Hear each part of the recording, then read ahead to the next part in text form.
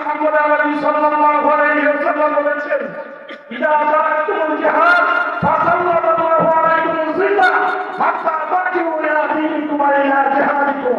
যখন তোমরা জিহাদকে ছেড়ে দিবে, ইদা তারাকতুমুল জিহাদ ফাসাল্লাল্লাহু আলাইকুম জিল্লা, আল্লাহ তোমাদের উপর লাঞ্ছনা, বঞ্চনা, অপদস্থতা সবকিছু আল্লাহ তাআলা তোমাদের উপর চাপিয়ে দিবে। হাত্তা তাকিউ ইলা দীনিকুম ইলা জিহাদিকুম, যতক্ষণ পর্যন্ত তোমরা তোমাদের দ্বীন অর্থাৎ জিহাদকে দ্বীন বলা হয়েছে, তোমাদের জীবন ব্যবস্থার দিকে যতক্ষণ পর্যন্ত ফিরে না আসো, অর্থাৎ জিহাদের দিকে যতক্ষণ পর্যন্ত ফিরে না আসো, ততদিন পর্যন্ত তোমরা লাঞ্ছিত, বঞ্চিত, অপদস্থ সবকিছু তোমাদের হবে ঠিক না।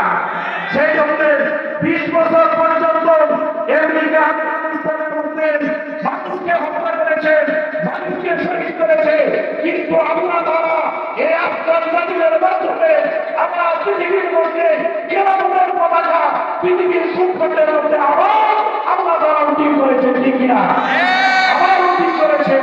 এটা তাদেরকে সম্মানের সাথে সারা বিশ্বের মুসলিম পাওয়ার যারা রয়েছে তাদের বিরুদ্ধে 20 বছর পর্যন্ত লড়াই করেছে, জিহাদ করেছে, সারা বিশ্বের মধ্যে মাথা উঁচু করে মুসলমানদের মধ্যে লিডারশিপ হিসাবে এবার দাঁড়িয়েছে আফগানিস্তান ঠিক না।